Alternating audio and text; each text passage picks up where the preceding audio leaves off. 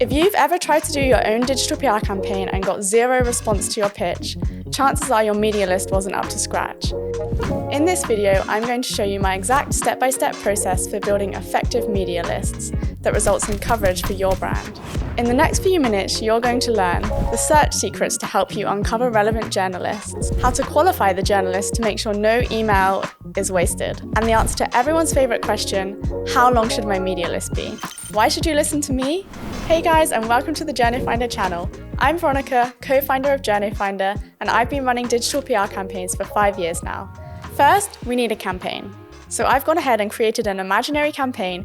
80% of Americans admit to ghosting someone last year. Now the campaign is sorted, we can move on to step 1 of building the media list, segmentation. Think of segmentation like sorting your laundry before washing. Everyone knows you should separate the whites from the darks, right? If your study has different angles you can potentially pitch from, you want to create a separate media list for each of those angles. So if you're doing a state-level study, you could potentially end up with 50 different media lists. This is where organization is important. Don't name them 1, 2, 3, 4.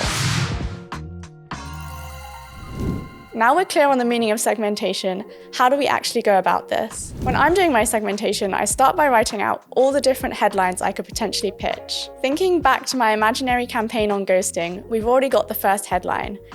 80% of Americans admit to ghosting someone. For this headline, I'd be looking to target national journalists who write about dating.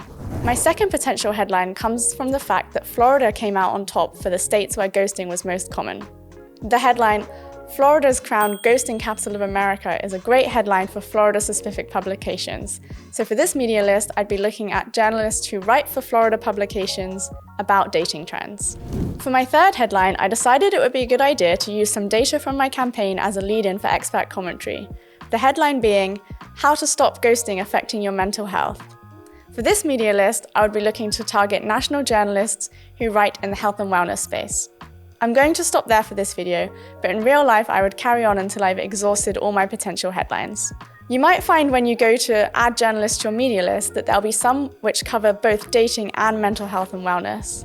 This is where qualifying your journalist becomes really important, and that's something we're going to talk about later in step 4, so make sure you stick around. Okay, that's it for segmentation. Now let's move on to step 2, searching. Once you have your media lists, you need to find people to put on them.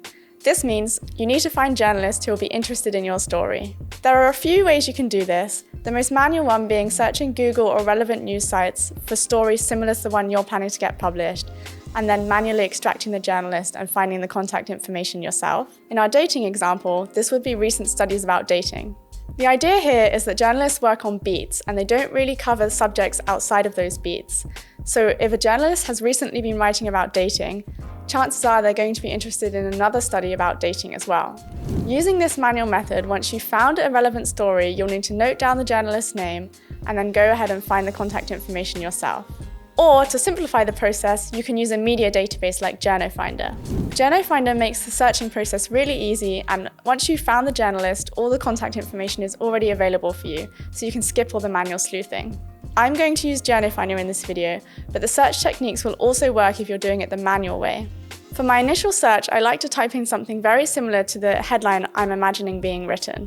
So in this example, it would be Study Reveals Dating. The aim of these searches is twofold. Of course, I'm going to be looking for journalists who I think would cover my story, but I'm also going to be scanning the results for headlines I think that I could use to make secondary searches with. The second point is what we're going to focus on in this section. Let's try this with the dating example.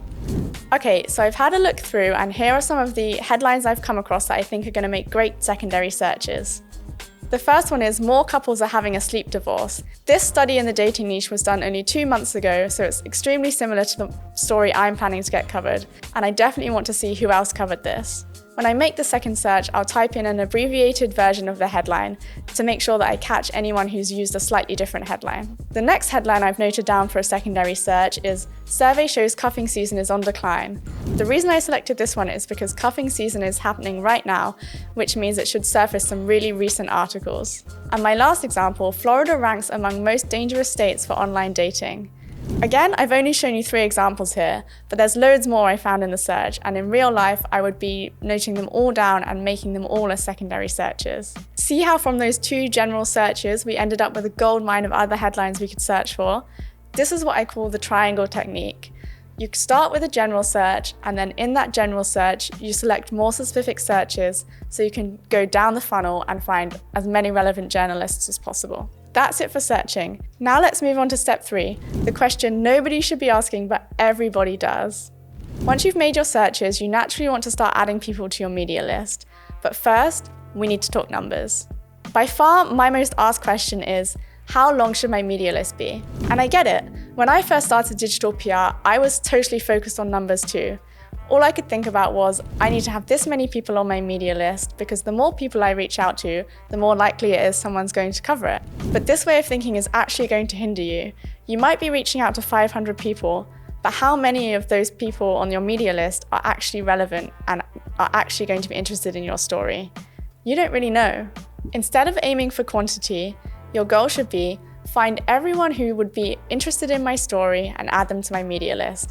That could be 5 people, it could be 500, it just depends. Quick story for you, I once sent a pitch about pub prices in Scotland to around 10 different people, and 8 people covered it. Why? Because I cherry-picked all of them. That's obviously quite a niche subject, hence the small media list. For bigger subjects like dating or tech, I've had media lists ranging from around 50 to a couple of hundred. In general, the more commonly spoken about your subject is in the news, the bigger your media list will be. As an example, reactive media lists can get quite long, just because there's so many people talking about the topic in the news that there's a lot of people that might be interested in your story. Okay, now we've got the numbers straight, we're ready to move on to evaluating journalists. This is the most important part of building your media list. It's quick and easy to make a search and simply select all the journalists and add them all to your media list. This is a mistake and you'll be adding irrelevant journalists to your media list. Instead, I recommend slowing down and taking a few seconds to evaluate each journalist. First, look at the headline and see if it's actually in the niche you want to get covered and if it's similar to the story you're trying to get covered. If yes, the second question you need to be asking is this journalist continually and recently writing articles in this niche? To help with this, JournoFinder has a nifty feature where you can switch between looking at the article view and the journalist view. If you click on the journos view, you'll be able to see the articles grouped up by author. After switching to the journos tab, we can straight away see that this journalist, Gigi Fong, has written 3 or 4 articles in the dating niche, one as recent as 2 months ago.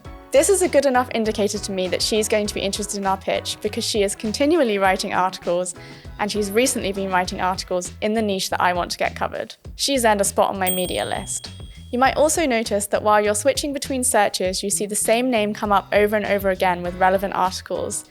This is also a good enough indicator to me that this person deserves a spot on my media list. But for anyone that's only appeared in one recent article, I would head on over to their profile to do some more investigating. Once you're on their profile, you can look at the other articles they've been writing and use this to decide, are they continually writing in my niche, or was the article they wrote just a one-off and they're actually more active in another area? Here are some worked examples from our dating searches. First up, we have Mark Travers. This guy came up in the search because he wrote an article about 4 reasons single women are happiest. But when I look at the rest of the articles he's written, I can see that he almost exclusively writes listicles. So unless I can adapt my pitch to be in the form of a listicle, Mark's probably not going to be interested in my story. Next up is Madeline. Madeline wrote this story on the bright side of divorce, so I was initially interested in her for my dating media list. But when I go on her profile, I can see she's actually a science and wellness writer, and most of her articles are focused around mental health and how to be happy. So she's probably much more suited to my third media list, the expert commentary on mental health. For my third example, we're going to look at Jack Dawes. Jack came up because he has this article on cuffing season, and when I look at his profile, I can see he has a few articles in the dating niche. He wrote one article on a survey about the return of the dad bod, one article about the top interests of Tinder singles, and one on a new dating trend called loud looking. So after looking at his profile, I can be confident that he's actively writing in the dating niche, so he's someone I can add to my media list. While this method of writing media lists will take more time, you can be really confident in the media list you're building and that the people you're outreaching to are actually going to read and be interested in your email. By taking a bit more time, you can also identify what I call your gold star journalists. These are journalists you think your story is literally perfect for, and if you feel it's appropriate, you can write them a personalized pitch. Thanks for watching, guys. If you got any value from this video, subscribe so you can be notified about the next one.